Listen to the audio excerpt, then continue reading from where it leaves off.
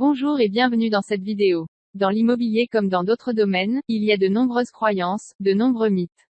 Certains sont vrais ou plus ou moins vrais, déformés par les peurs, d'autres le sont beaucoup moins, et sont très éloignés de la réalité. Voici un top 5 des mythes et fausses croyances qui entourent l'investissement dans l'immobilier locatif. Avant de commencer, assurez-vous de vous abonner à notre chaîne YouTube pour ne manquer aucune nouvelle vidéo. Vous pouvez également télécharger gratuitement le guide « Immeuble de rapport, comment et pourquoi investir ».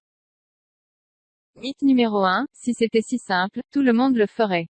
Combien de fois a-t-on déjà entendu cette phrase? Tellement souvent qu'elle en devient agaçante. Le pire, c'est qu'à chaque fois qu'on l'entend, on peut se mettre à douter et à remettre en question nos projets.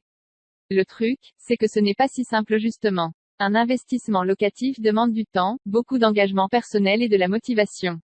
Il faut être rigoureux sans tomber dans l'excès, sinon on n'avance pas, pétrifié par la peur. La peur est normale, à chaque nouveauté ou changement il y a de l'excitation et la peur qui va avec. Pour l'investissement locatif c'est pareil. Allez au-delà de vos peurs, croyez en vous, parce que sinon peu de personnes le feront, et lancez-vous.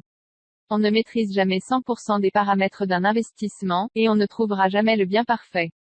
Il y aura toujours un petit défaut ou des événements inattendus, et il faudra faire avec, mais une fois lancé et réussi, l'investissement locatif deviendra addictif, et vous serez impatient de démarrer une nouvelle opération.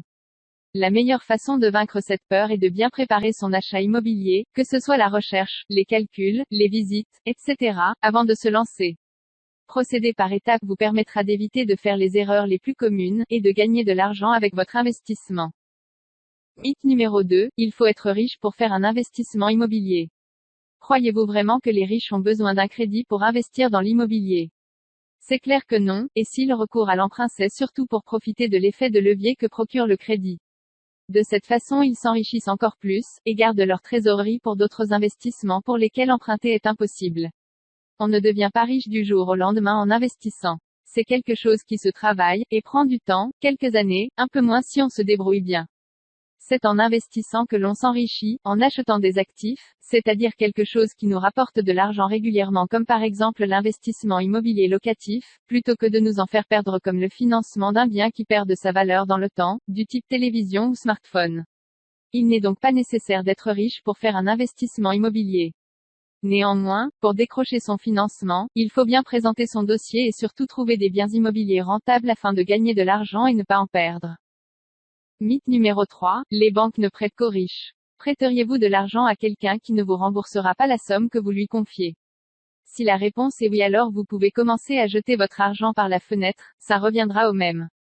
Si la réponse est non, c'est que vous pensez comme les banques. En revanche, il n'est pas nécessaire d'être riche pour emprunter. Si c'est plus difficile, des personnes avec un petit salaire, avec un emploi précaire, ou même sans emploi peuvent emprunter. Pour cela il faut montrer aux banques que vous gérez bien votre argent, que vous dépensez moins que ce que vous gagnez, que même avec de petits revenus vous arrivez à mettre de l'argent de côté, que vous vous débarrassez de vos mauvaises dettes.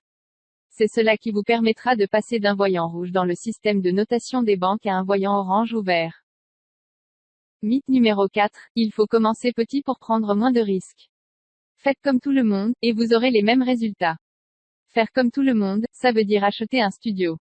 Le prix d'achat est certes moins élevé que pour d'autres types de biens, mais le prix au mètre carré est bien plus cher parce que c'est ce que tout le monde veut acheter.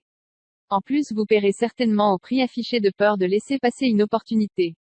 Investir dans un bien pour lequel le marché est saturé ne vous garantit pas de le louer. Au contraire vous devrez le louer moins cher tout en proposant une meilleure qualité pour vous assurer de le louer. D'autres types de biens existent et également d'autres moyens d'exploiter ceux-ci pour augmenter la rentabilité de l'investissement. Les T3 par exemple, vous permettent de louer en limitant les rotations et donc les vacances locatives, ou vous permettent de faire de la colocation. Mythe numéro 5, les locataires cassent tout, vont me déranger pour rien et ne paieront pas leur loyer. Ces risques existent, mais ils sont très rares, et il est tout à fait possible de s'en protéger. Pour les locataires qui ne peuvent plus ou ne veulent pas payer leur loyer, vous pouvez recourir à une assurance pour les loyers impayés par exemple, ou alors demander de solides garants.